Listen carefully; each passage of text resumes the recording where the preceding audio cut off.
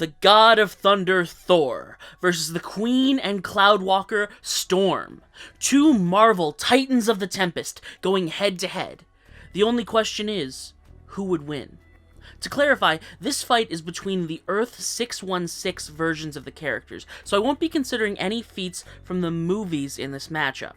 This whole idea, it spun about from a tweet by Marvel itself, which was actually about which character has more control over their lightning. That said, a lot of people were discussing who would win in a head-to-head fight, and I had a lot of fun debating that in the comments. So, who would really win in this Thunder Throwdown? Let's see how our two opponents stack up. First, Aurora Monroe, Queen of the Skies and member of the X-Men, Storm. Storm is the descendant of a long line of African priestesses, known for their genetic anomaly of having white hair, blue eyes, and a high potential for magic. Storm is classified both as an Alpha and Omega level mutant. Alpha level mutants are considered physically indistinguishable from Homo sapiens, and their abilities do not cause them any hindrance in everyday life. Omega level mutants are difficult to classify.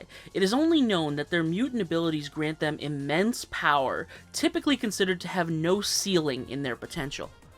Storm's mutant abilities grant her an internal connection to the energy fields of the planet itself, which manifests in atmokinesis, the ability to control the weather. She can control virtually every aspect of the atmosphere, summoning clouds, rain, wind, tornadoes, hurricanes, ice, snow, sleet, and of course, thunderstorms. Now, her abilities aren't just limited to creating these effects, she can also disperse any weather pattern she chooses, halting dangerous typhoons or calming a tsunami in an instant. One of her greatest feats is creating a Category 5 hurricane with winds clocking in at 170 miles per hour nearly instantaneously. But Storm's abilities are more versatile than just creating large-scale weather events. She can create very localized instances of wind, floods, and of course, lightning. Her gusts of wind have more than 1 ton of force behind them, and she's even carried an entire 747 airliner through the sky for 5 hours straight. She can flash freeze virtually anything, turning all of the blood in a person's body to ice, and supercooling molten lava into stone in mere moments. Perhaps her most deadly ability is her control over lightning, which she can manipulate spectacularly on both micro and macro levels. She can summon enough electrical energy to blast a hole straight through the body of an armored sentinel, generate more than 1 billion volts at 6 times the temperature of the sun's surface, and even snipe a high-speed jet out of the sky while on the opposite side of the planet. Seriously. On the more technical side of things, she can create an electrolysis field that lets people breathe underwater, jumpstart someone's heart, and even cause an electrical surge localized inside someone's brain, effectively killing them. African priestess, Omega-level mutant, considered by many to be the goddess of the storm. But how does she stack up against the god of thunder? Thor Odinson, Crown Prince of Asgard and wielder of the mighty Mjolnir, is often called the strongest of Earth's Avengers, and for very good reason. He is a god, with all of the strength to back up that lofty title. Thor has thrown enemies out of the solar system, lifted well over 1 million tons, and pulled people out of the force of a black hole. This strength, though, could be empty if it weren't for his durability to back it up. Luckily, Thor very much has this in spades. He regularly takes punches from characters like Thanos and Hyperion, who can destroy entire planets with their strikes. He has survived swimming inside the core of the sun for hours at a time without a single burn, and regularly shrugs off magical, psychic, temporal, and poison attacks. Thor is a tank in every single sense of the word. Thor is also fast enough to block sniper bullets, intercept missiles, and has flown through space at multiple times the speed of light. Now, all of this is well and good, but what about the hammer? What that hammer do, though? Alright, let's get to what Mjolnir can actually do. thrown, it has been shown to strike with a force of 500,000 tons of TNT, and travels faster than the speed of light. Not only that, but Mjolnir can absorb and redirect energy. It has redirected a blast powerful enough to ignite a star. The lightning that blasts off of Mjolnir can create an EMP that wipes out the entire Earth's communication for a whole minute, weld tectonic plates together, and even repel the full force of a planet-destroying laser beam. And none of this touches on some of Thor's less commonly known abilities. He can also control the weather, create and summon storms, wind, rain, hail. He can spin his hammer fast enough to transmute matter, summon earthquakes, open up portals to different dimensions, and negate magical spells. So there you have it. Son of Odin, Crown Prince of Asgard, Arbiter of Lightning, and Origin of Thunder, the mighty Thor. So, who wins? By a wide margin, Thor seems to be the victor, right? Let's take a look at some of their stats. Thor is easily planetary in his destructive capability. He takes hits and dishes out blows with beings who regularly tear through worlds before they've had their morning coffee. Meanwhile, the best Storm has ever done is sculpt the surface of a planet, and that was when she was being amped by the powerful psychic Rachel Gray. Storm's lightning is her most destructive attack, but it's never done anything close to what we've seen from Thor.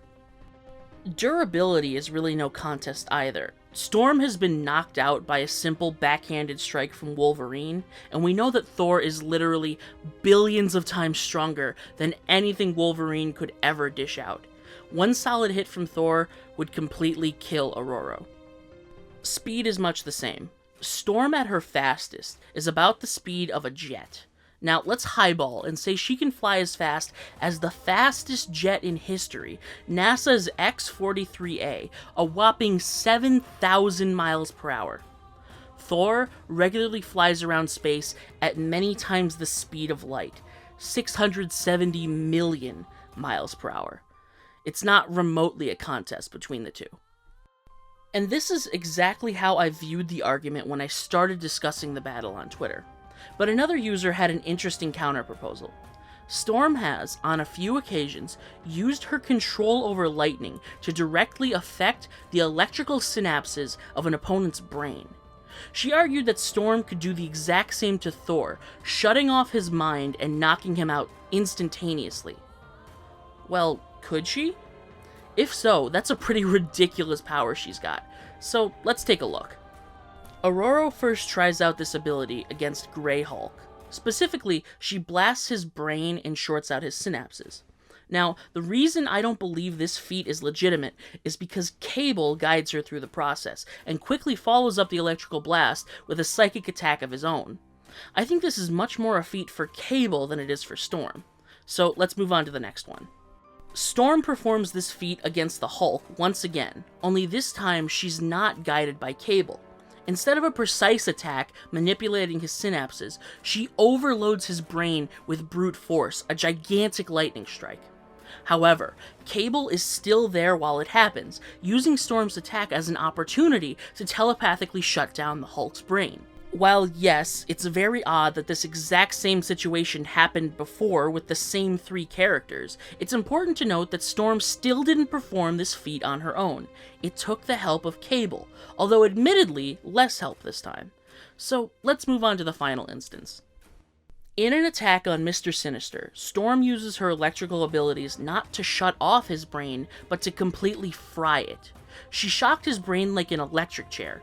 If Sinister was not functionally immortal, the attack would have killed him. So, what about this feat?